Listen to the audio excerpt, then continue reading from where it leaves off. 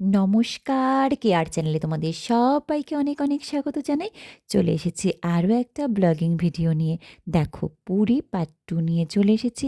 এটা একটা site scene. আমরা একটা জায়গায় ঘুরতে গেছি। বলো তো এটা কোন জায়গা? তোমরা জানি অনেকেই গেছো, আর অবশ্যই আমাকে কমেন্টে জানাতে ভুলো না। তো এখানে এমন সুন্দর সুন্দর জিনিস দেখার আছে যেটা অনেক অনেক বেশি স্পেশাল লাগলো। তো দেখো এখানে কি সুন্দর একটা ফ্রেম তৈরি করে রেখেছে, আর সেই ফ্রেমের মধ্যে আমরা সবাই মিলে অনেকেই ছবি তুলছিল। আর এখানে যত পদ্ম পাতায় ভর্তি, কি সুন্দর লাগছিল।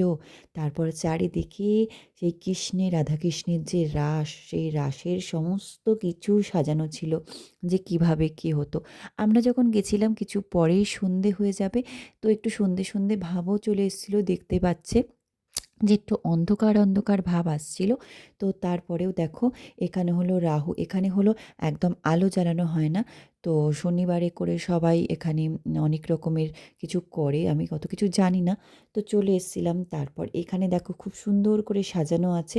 তো আমরা অনেক অনেক জায়গায় গেছিলাম, সাক্ষী গোপাল থেকে শুরু করে অনেক জায়গায় গেছিলাম। তো এটা কোন জায়গা অবশ্যই কিন্তু জানাবে। তো এই স্পটটায় আমরা গেলাম, খুব সুন্দরভাবে ঘুরলাম। আর তখন কিন্তু সন্ধে নেমে আসছিল। আর চারিদিকে যখন বনটা না, সেই নিধিবনটা খুব একদম মানে অন্ধকার টাইপের লাগছিল। আর তারপরে দেখো এখানে কত কচ্ছপ, সেই কচ্ছপগুলো না কি সুন্দর পয়সা দিচ্ছিল সবাই। নিচে দেখতে পাচ্ছ কত টাকা পড়ে আছে, সবাই পয়সা দিচ্ছিল। তা কিভাবে আমাদের রাধা কৃষ্ণের মিলন হতো, কিভাবে তা মানে রাধা যখন যেত তখন কিভাবে নৌকা বিলাস হতো, সমস্ত কিছু এখানে ফুটিয়ে তুলেছে পুরো। মানে খুব সুন্দর লাগছিল, ঘুরে ঘুরে দেখছিলাম সমস্ত কিছু। আর তার থেকেও বেশি ভালো লাগছিল এই কচ্ছপগুলো, যেন কি সুন্দর কচ্ছপগুলো, যেই টাকা ফেলছে না অমনি ভাবছে খাবার দিচ্ছে বা কিছু। সে এগিয়ে এগিয়ে আসছে, এসে এসে দেখছে। আর ওই দেখো একটা পাতার উপরে গোপালটাকে, মানে আমাদের গোপাল ঠাকুরটাকে শোয়ানো রয়েছে। কি সুন্দর মিষ্টি লাগছে, তাই না? আর এখানে অনেক রিলস বা ছবি তোলার ইচ্ছা ছিল, তো তুলেও ছিলাম কিছু কিছু ছবি, কিন্তু রিলস করিনি। কারণ সন্ধে নেমে আসছিল, তারপরে আর মনে হচ্ছিল না যে দেখি, তারপরে দেখা যাবে। তো এখানে আর কোনো রিলস করিনি। তো আমার মনে হচ্ছিল শুধুই দেখি শুধুই দেখি, এটাই।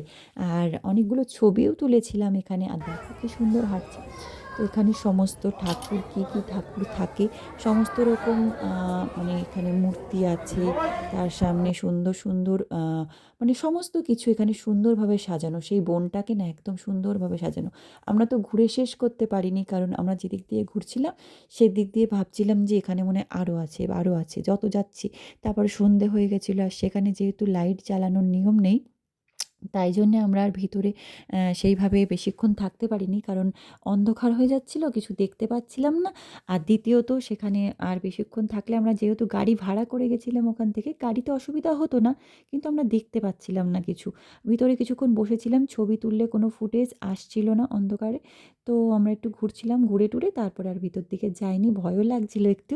কারণ কি বলো তো, অন্ধকার বন জঙ্গল তো, যদি কিছু আসে টাসে।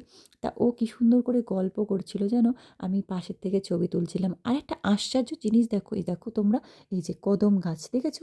কদম গাছে না কাঁঠাল হয়েছে, দেখো, এই দেখো।